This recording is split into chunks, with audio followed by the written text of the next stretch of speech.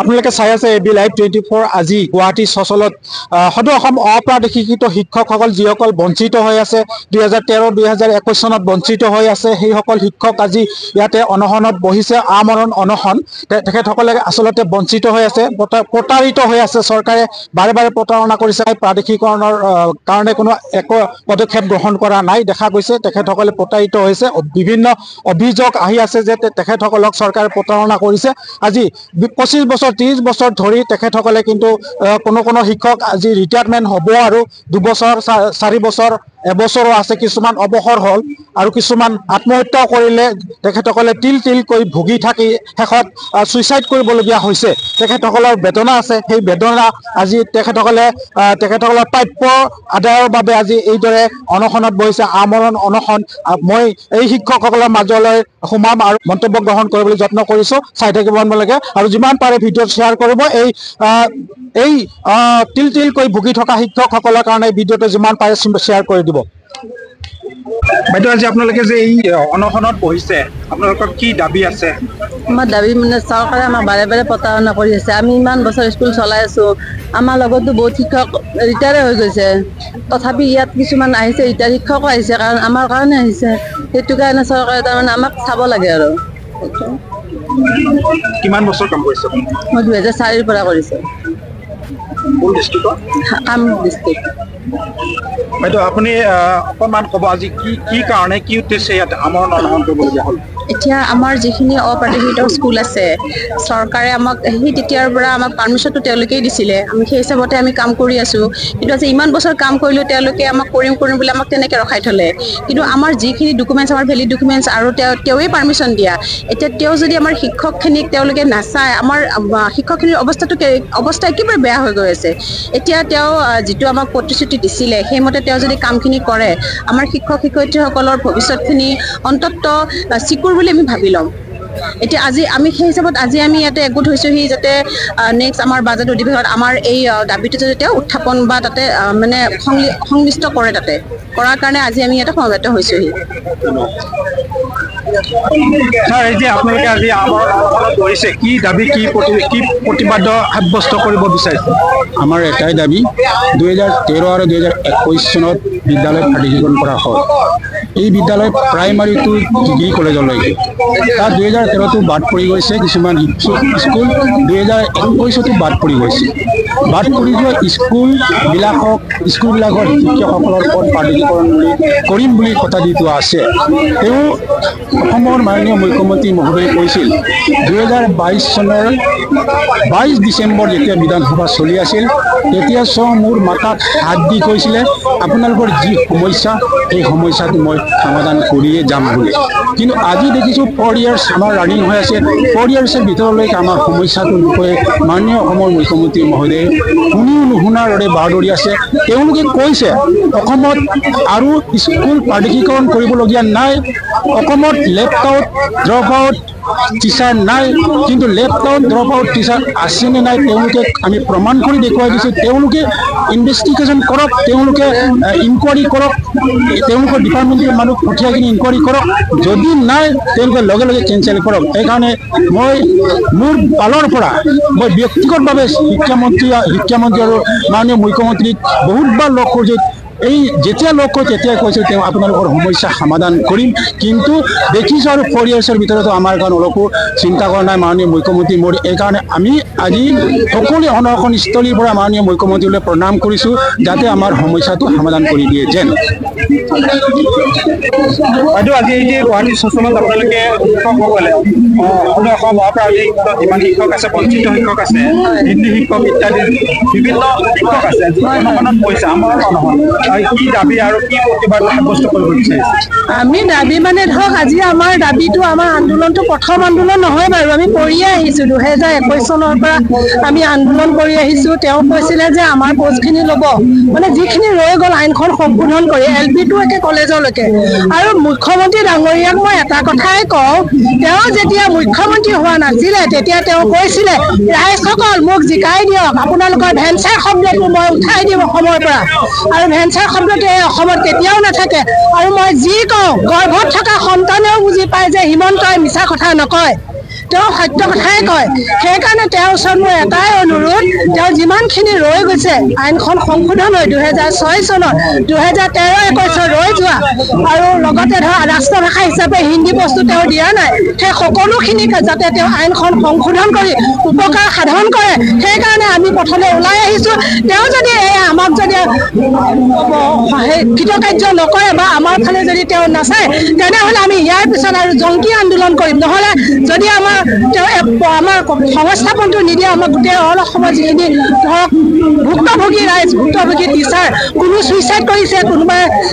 বেমাৰৰ ভুক্তভোগী হৈ মৰিছে আৰু সন্তানক পোহপালন দিবলৈ নোৱাৰি কিছুমানে চুইচাইড কৰিব লগা হৈছে। সেই সকলোখিনি তেওঁ আইনখন সংশোধন কৰি যাতে আমাক উপকাৰ কৰে, তেওঁৰ ওচৰত বিনম্ৰ অনুৰোধ কৰিছোঁ যাতে আমাক আৰু আন্দোলনমুখী কৰি তুলিবলৈ নাহে তেওঁ। কাৰণ আমি গণতান্ত্ৰিক দেশৰ নাগৰিক, আমি গণতান্ত্ৰিক হিচাপে আমি আমাৰ প্ৰাপ্য পোৱাটো উচিত। এইখিনিকে ক'ব লগা আছিল। মই সদৌ অসম অপৰাধীকৃত শিক্ষক কৰ্মচাৰী সংস্থাৰ 2021 চনত বঞ্চিত হিন্দী শিক্ষক হওক, অসম চৰকাৰে 2021 চনত বিদ্যালয় প্ৰাদেশিকৰণ কৰিলে তাত ৰাষ্ট্ৰভাষা হিন্দী বিষয় আৰু এছিষ্টেণ্ট শিক্ষকখিনিক এই 3টাকৈ পদ মধ্য ইংৰাজী বিদ্যালয়ত প্ৰাদেশিকৰণ কৰিলে আৰু 2টাকৈ পদ বঞ্চিত কৰিলে। আমি অসমৰ মাননীয় শিক্ষামন্ত্ৰী আৰু মুখ্যমন্ত্ৰী মহোদয়ক আমি আহ্বান জনাম, আপনি এই দুৰ্ভগীয়া শিক্ষকখিনিৰ পদখিনি প্ৰাদেশিকৰণ কৰিব, লগতে 2017 চনৰ আইনত যিখিনি বিদ্যালয় আইনৰ আওতাৰ বাহিৰত পেলাই থৈ বিদ্যালয় প্ৰাদেশিকৰণ কৰিলে,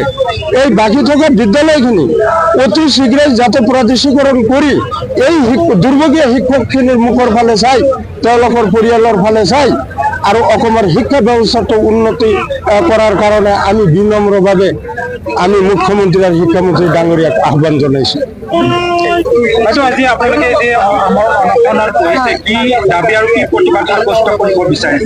তাৰমানে আমি আগতেও এনেকৈ ধৰ্ণা কাৰ্যসূচীত বহুতবাৰ বহিছোঁ, কিন্তু চৰকাৰে আমাৰ সন্থাৰ লগত বাৰে বাৰে আলোচনা কৰে আৰু আলোচনা কৰি তেওঁলোক যে মানে কিমান মিছলীয়া তেওঁলোকে নিজৰ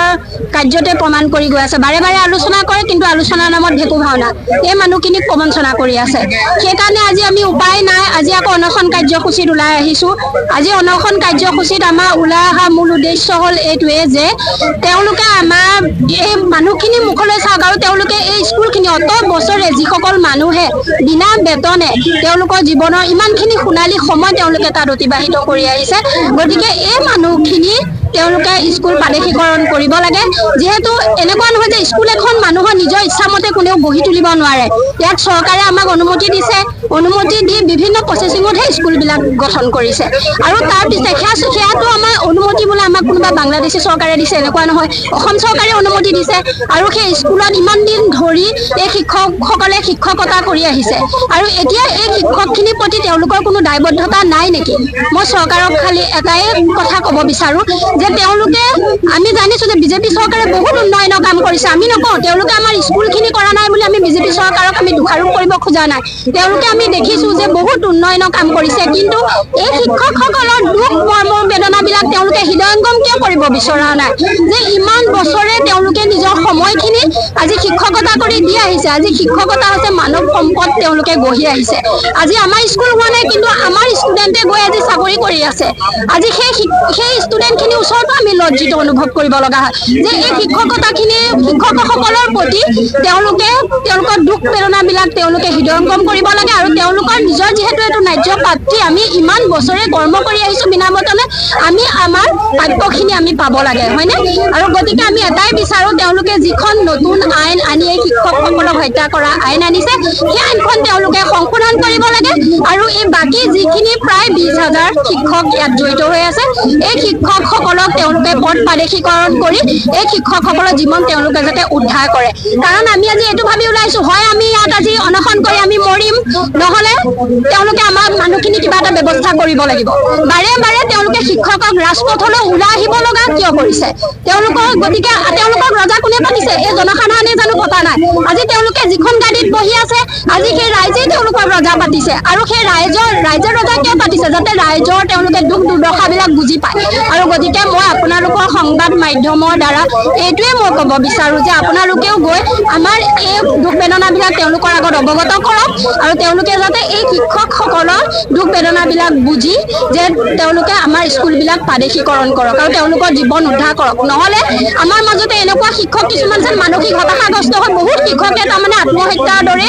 পথ বাছি ল'ব লগা হৈছে যাতে আৰু অন্য শিক্ষকে সেই পথ বাছি ল'ব লগা নহয় সেইকাৰণে মই চৰকাৰলৈ মই মুখ্যমন্ত্ৰী মহোদয়লৈ মই এটা কাকৰ আহ্বান জনাইছোঁ যে তেওঁ বহুতো কাম কৰিছে তেওঁলোকে মহিলাৰ নামত আঁচনি দিব পাৰিছে ঘৰত বহি থকা মহিলাই অৰুণোদয় আঁচনি পায় তেওঁলোকে ঘৰত বহি থকা মহিলাক অৰুণোদয় আঁচনি দিব পাৰিছে কিন্তু আমি যে ৰাতিপুৱা 9টা বজাৰ পৰা 3টা বজালৈকে যে সময় আমি প্ৰতিদিনে গৈ পেলাই স্কুলত দি আছোঁ সেই মানুহখিনিৰ কথা তেওঁলোকে কি বুজিছে তেওঁলোকে যাতে এই মানুহখিনিৰ কথা তেওঁলোকে বুজি পাওক এই দুৰ্ভগীয়া শিক্ষকসকলৰ জীৱন তেওঁলোকে উদ্ধাৰ কৰক আৰু যদি তেওঁলোকে বিচাৰিছে বাৰে বাৰে যে আলোচনাৰ নামত প্ৰবঞ্চনা কৰি আছে নহ'লে তেওঁলোকে নিজে আহি আমাক মুখ্যমন্ত্ৰী মহোদয়ক এই স্কুল নহ'ব আৰু আপোনালোকে তেওঁলোকৰ ফালৰ পৰা স্কুল তলা লগাই দিয়ক আৰু নহ'লে আমাক তেওঁলোকে গুলীয়া হত্যা কৰক খালি আমাক ডিচিশ্যন লাগে যে তেওঁলোকে আমাৰ এই শিক্ষকখিনিৰ ক্ষেত্ৰত কি কৰিব বিচাৰিছে তাৰমানে বাৰে বাৰে প্ৰতাৰণা কিয় কৰি আছে গতিকে মই মুখ্যমন্ত্ৰী মহোদয়লৈ অনুৰোধ জনাইছোঁ আপুনি সকলোৰে আপুনি কথা চিন্তা কৰি এই মানুহখিনিৰ কথা আপুনি এবাৰ ভাবক এই মানুহখিনিৰ জীৱন আপুনি উদ্ধাৰ কৰক হয় শ্ৰদ্ধাৰ দৰ্শকসকল নিশ্চয়কৈ আপোনালোকে বিভিন্ন জনৰ শিক্ষক শিক্ষয়িত্ৰীৰ কমেণ্ট আপোনালোকে জানিলে তেখেতসকলৰ আচলতে বেদনা আছে এই বেদনা প্ৰকাশ কৰিছে আৰু বিশেষকৈ চৰকাৰলৈ আমাৰ চেনেলৰ ফালৰ পৰা চৰকাৰলৈ বিশেষ এটি অনুৰোধ ৰাখিছোঁ যাতে এইসকলৰ যি বেদনা সেই বেদনা নাশ কৰি দিয়ে অৰ্থাৎ প্ৰাদেশিকৰণ কৰি এই সমস্যাৰ সমাধান কৰে সমস্যাটো সমাধান কৰি নিৰ্মূল কৰি দিয়ে এয়াই বিনম্ৰ অনুৰোধ থাকিল আমাৰ ফালৰ পৰাও আৰু তেখেতসকলে যি আবেদন জনাইছে চৰকাৰলৈ সেয়া যাতে কাৰ্যকৰী কৰে চৰকাৰে তাৰে কামনা ৰাখি আজিলৈ ইমানতে সামৰিছোঁ এই ভিডিঅ'টো পৰৱৰ্তী আন এটি ভিডিঅ'ত লগ পাম ধন্যবাদ জয় আই অসম।